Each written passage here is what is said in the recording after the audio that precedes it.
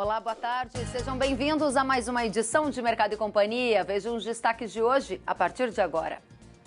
Guerra comercial. Nova rodada de negociações entre Estados Unidos e China começa amanhã em Xangai. Peste suína africana se espalha pelo leste europeu e consultoria projeta mais oportunidades para o Brasil exportar no segundo semestre. Em Mato Grosso, a Assembleia Legislativa aprova projeto que altera regras de tributação no estado e aumenta a alíquota de ICMS para carnes. No Brasil, carga tributária bate recorde em 2018 e o peso dos impostos para empresas e pessoas físicas dá o maior salto em 17 anos. Preço do fertilizante fosfatado atinge a mínima do ano e já registra queda de quase 20% em 2019. Você vai ver tudo isso e mais a partir de agora. O Mercado e Companhia já está no ar. O texto que substitui a proposta original do projeto de lei que revisa e que reduz incentivos fiscais em Mato Grosso foi entregue à Comissão de Constituição e Justiça da Assembleia Legislativa do Estado e deve ser submetido a mais votações. Vamos até Cuiabá, onde o jornalista Luiz Patroni tem as informações. E, na verdade, gente, vamos fazer uma correção importante, né? O texto já foi aprovado e o fato é que vai ter mais impostos incidindo sobre a cadeia do agronegócio. Aquela notícia ali era da semana passada, né, Luiz Patroni? Já teve novidade no fim de semana e a novidade é que vai ter mais alíquota de ICMS, não é? Exatamente, Kellen. Boa tarde para você, boa tarde a todos que nos acompanham. Olha só, foram convocadas várias sessões extraordinárias, né, para o fim de semana justamente para acabar de uma vez por todas com esse assunto. Esse era o interesse dos parlamentares para atender, é claro, o interesse do governo do estado que tem pressa na viabilização desse projeto. A gente tem algumas imagens cedidas pela TV Assembleia Legislativa aqui de Mato Grosso que mostram um pouquinho do que foi essa discussão. Para a gente ter uma ideia, a discussão começou na sexta-feira na sessão extraordinária à noite, depois das 7 e pouquinho da noite, e foi madrugada dentro, foi acabar apenas às 7 horas da manhã, ou seja, o pessoal fez um serão aí. A gente está vendo que eles não estão no plenário, eles estão ali na sala do Colégio de Líderes, né? Estavam os parlamentares, porque mais uma vez houve manifestações, protestos dos servidores da educação que continuam em greve aqui no estado. Eles fizeram muito barulho na sexta-feira, estavam acampados dentro da galeria da Assembleia e, portanto, a sessão acabou transferida para a sala do Colégio de Líderes, onde ali os parlamentares discutiram a exaustão esse projeto. Foram 89 emendas, né, entre emendas e destaques apresentados, analisados, e aí sim o projeto acabou aprovado por 14 votos favoráveis, 8 contrários. Vamos entender de que maneira isso vai repercutir no agronegócio. Vale lembrar que, assim, de uma maneira geral, dá para dizer que o agronegócio acabou menos prejudicado do que seria na proposta original do governo, aquela que impactava em mais de 339 milhões o agronegócio aqui no estado, conforme estudo levantado pelo IMEA, né, Instituto Mato Grossense de Economia Agropecuária. Agora, esse impacto foi amenizado, o que não significa que ele vai deixar de ser milionário. O impacto ainda é grande. A gente preparou um resumo com alguns dos pontos, olha só. A partir de janeiro de 2020, a carga do ICMS nas vendas de carne bovina produzida em Mato Grosso irão aumentar. Nas operações interestaduais, a alíquota saltará dos atuais 2,5% para 2,65%. Já nas vendas dentro do estado, que hoje são isentas, haverá cobrança de 2% de ICMS. O impacto estimado pelo setor será de quase 37 milhões e meio de reais por ano. As vendas de carne suína e de aves dentro de Mato Grosso também deixarão de ser isentas. O ICMS nestas operações será de 2%. O algodão, que era um dos grandes alvos do projeto, conseguiu, em tese, diminuir o impacto que sofreria. Inicialmente, o governo queria elevar de 3% para 4,8% a cobrança de ICMS nas vendas de pluma para outros estados. O texto aprovado na Assembleia estabelece que o imposto será de, no mínimo, 3%. Na energia elétrica rural, fica mantida a isenção do imposto para quem consome até 50 kWh. Acima disso, a alíquota será de 3% a 20%, conforme a categoria de consumo. Antes, variava de 3% a 15%, de acordo com a categoria. Muito bem, Kellen, foi apenas um resumo aí, né? Como que classificou o presidente da Assembleia, né, o deputado Eduardo Botelho, ele disse que o projeto foi discutido à exaustão e que chegou-se a um meio termo na avaliação dele, equilibrando um pouco do que o governo pretendia aqui do Estado, com também o que o setor produtivo, os setores da economia conseguiam arcar, né, para não desestabilizar completamente o setor. Essas leis, essas medidas, elas passam a valer a partir da sanção do governador. O projeto está na mesa do governador agora para ser sancionado, tem que ser sancionado até o próximo dia 31 de julho e aí sim, após a sanção, passam a valer a partir do dia 1º de janeiro do ano que vem. Resta saber ainda se o governador vai vetar alguma das emendas aí que foram aprovadas. Foram 6 emendas daquelas 81 que eu mencionei. Um ponto que é importante destacar, Kellen, durante a discussão, uma das emendas apresentadas propunha a tributação dos agroquímicos que fossem trazidos, né, que fossem utilizados aqui em Mato Grosso, o que poderia causar um impacto aí na avaliação do parlamentar que propôs essa emenda de mais de 800 milhões de reais, dinheiro que, é claro, sairia do bolso dos produtores. Essa emenda não foi aprovada, mas olha, foi por muito pouco. Foram 12 votos favoráveis e 11 contrários. Um voto apenas a menos, né, do que ela precisava para ser aprovada. Então fica um alerta que muito provavelmente há um risco, uma possibilidade de que uma medida como essa possa vir a se tornar um projeto de lei complementar, um projeto de lei nos próximos meses aí na Assembleia Legislativa. Obrigada. O setor sai, de certa forma, pouco aliviado, mas preocupado com o futuro. Obrigada, Luiz Patroni, pelas informações. A gente volta com você ainda hoje. E mesmo com a economia fraca, a carga tributária no Brasil bateu o recorde histórico de 35,07% do produto interno bruto em 2018. Isso equivale a 2.390 bilhões de reais. Segundo o levantamento feito pelos economistas José Roberto Afonso e Kleber de Castro e publicado no jornal O Estado de São Paulo, no ano passado, cada brasileiro recolheu em média R$ 11.494 em impostos e precisou trabalhar 128 dias para quitar os compromissos com o pagamento de tributos. O peso dos impostos sobre as empresas e pessoas físicas teve um crescimento de 1,33 pontos percentuais em 2018, na comparação com o ano anterior, e registrou o maior salto em relação ao exercício passado dos últimos 17 anos. A pauta é imposto, é tributação e hoje nós recebemos ao vivo no estúdio do Canal Coral em São Paulo o economista-chefe da Federação da Agricultura do Rio Grande do Sul, Antônio da Luz, que nos faz uma visita hoje em São Paulo. Boa tarde. Boa tarde, Kellen. Boa tarde a todos os nossos telespectadores. Da Luz, nós começamos o ano falando que taxações e tributações seriam uma das principais pautas para o setor agropecuário em 2019. Acabamos de ouvir o que está acontecendo em Mato Grosso, na sequência esse dado mostrando a exorbitância de impostos que são pagos pelos brasileiros. Está perto da gente fazer uma reforma ou pode ficar só para o ano que vem? Não, eu acho que nós estamos bem perto, como nunca tivemos, de uma reforma tributária.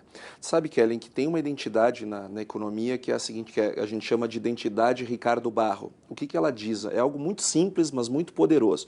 Diz o seguinte, que todas as vezes que os governos gastarem mais do que arrecadarem, eles ou vão gerar dívidas, que vão ter que ter tributações no futuro para pagar essa dívida, ou vai aumentar a carga tributária imediatamente.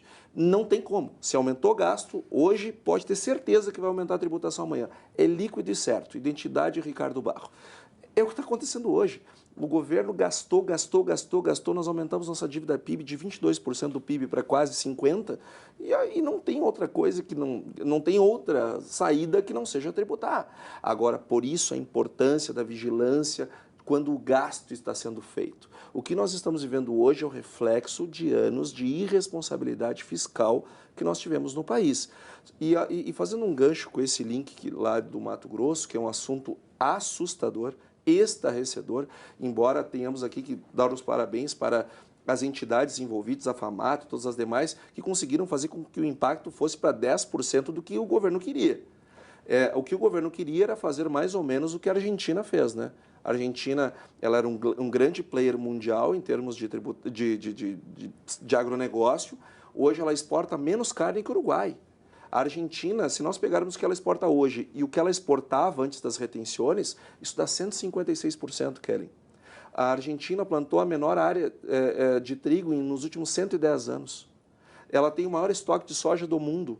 Tudo graças às tributações que foram colocadas sobre esses produtos agropecuários. O agronegócio da Argentina não existe mais, logo ela está sendo passada pelo Paraguai, na América Latina, graças a isso que o governo do estado do Mato Grosso queria fazer no Mato Grosso. Que bom que conseguiram baixar o impacto para 10% do que seria. Pois é, agora essa situação de tributos não impacta só Mato Grosso, impacta o agro como um todo e nós estamos ao vivo para todo o Brasil. Naturalmente, o produtor que observa o maior estado produtor de grãos, um estado que é referência na pecuária, estar sendo desafiado por essas questões, se enxerga numa situação de preocupação também. Será que isso vai acontecer no meu estado? Ou será que o Brasil vai evoluir no segundo semestre, vai passar uma reforma tributária? Você já disse que está otimista. Eu quero te ouvir um pouquinho mais. Kellen, nós estamos otimistas e, ao mesmo tempo, preocupados, porque hoje nós temos, por exemplo, o convênio 100 do ICMS, ele dá aos estados um prazo máximo para manter certas isenções que são chamadas de benefícios.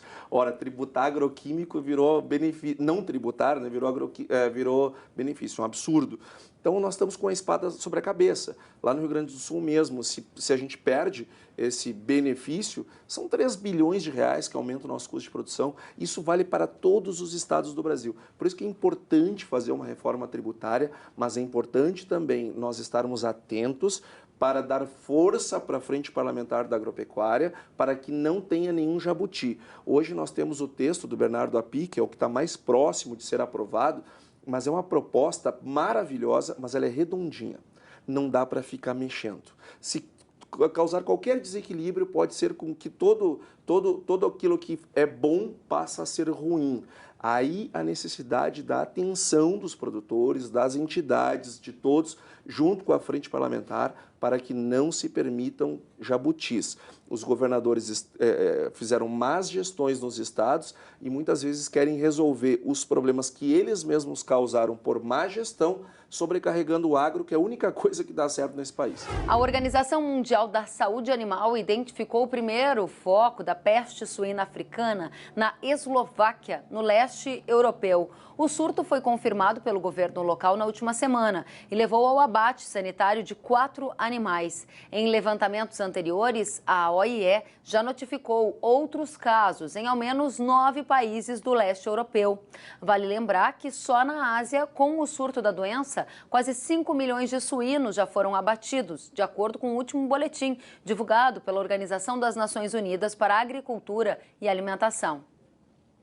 Vamos saber o efeito do avanço da peste suína africana pelo continente europeu para o Brasil. Será que é desafio ou será que é oportunidade? Para esta conversa, nós convidamos o analista da consultoria Safras e Mercado, Fernando Iglesias. Fernando, boa tarde, seja bem-vindo.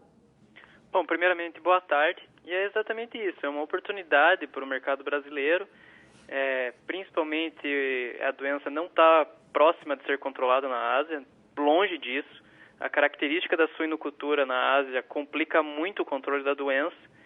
E na União Europeia, especificamente, que tem exportado muita carne suína para a China, isso pode se tornar uma barreira, no final das contas, o avanço da doença, gerando mais oportunidades para o mercado brasileiro. Isso somado a um mercado que o Brasil está cada vez mais consolidado, que é a exportação de carne, de ave, de suínos, de bovinos. A China está comprando muito da gente e hoje nós somos o principal fornecedor para a China. Exatamente. No que tange a proteína animal, o Brasil é um dos grandes exportadores. A lacuna de oferta formada na China é muito expressiva. Estima-se, de acordo com dados do governo, que não são muito acertados, pode ser até maior do que isso, que aproximadamente 25% do rebanho suíno chinês já foi sacrificado em função da doença. Então, é uma lacuna muito grande, é o maior consumidor de carne suína do mundo e mesmo com toda essa exportação brasileira, da União Europeia, a lacuna ainda é grande e os preços na China já têm subido de uma maneira bem assustadora para a carne suína. Trazendo a perspectiva para o segundo semestre, vocês da Safras e Mercado imaginam que os próximos meses vão ser de oportunidade de preços mais altos para produtor de suínos, para produtor de aves e para produtor de bovinos aqui no Brasil? Esse ano já representa uma boa melhora, uma boa recuperação para esses setores, principalmente para a avicultura e para a suinicultura, que atravessaram por alguns momentos difíceis em 2017, 2018, e a perspectiva é excelente para o segundo semestre, ainda mais se habilitar novas unidades para exportar para a China. Então, É um momento muito bom para esses setores e a perspectiva não é bastante positiva, sem dúvida alguma. Agora, quando você fala sem dúvida alguma, muitos dos nossos telespectadores ficam ainda mais atentos à sua análise. Por quê? Muitos suinocultores, para a gente dar um exemplo, estão investindo para tentar ampliar a sua capacidade de produção e surfar um pouquinho mais nessa crista da onda de preços altos. Você acredita que esta curva de oportunidades vinda da peste suína africana vai durar quanto tempo mais? Bom, como a doença está distante de ser controlada na China, pelo menos de 2 a 3 anos aí até recuperar parte do rebanho. Isso a partir da data de controle efetivo da doença. Uma vacina está sendo desenvolvida, mas não deve chegar ao mercado antes de 2020. Então, é uma lacuna de oferta aí que vai perdurar por alguns anos. É muito difícil recompor o rebanho com o surto em andamento. A epidemia é muito difícil de controlar, porque são muitas propriedades familiares na China que produzem suínos e isso gera uma dificuldade adicional de controle. O governo chinês cria políticas de conscientização, mas elas não surtem tanto efeito assim por essa característica. Não é como acontece no Brasil, que a grande parcela da produção é de caráter bastante profissional, bastante integrado com a indústria. É muito diferente do que acontece na China. Sentiu falta de algum conteúdo? Acesse canalrural.com.br.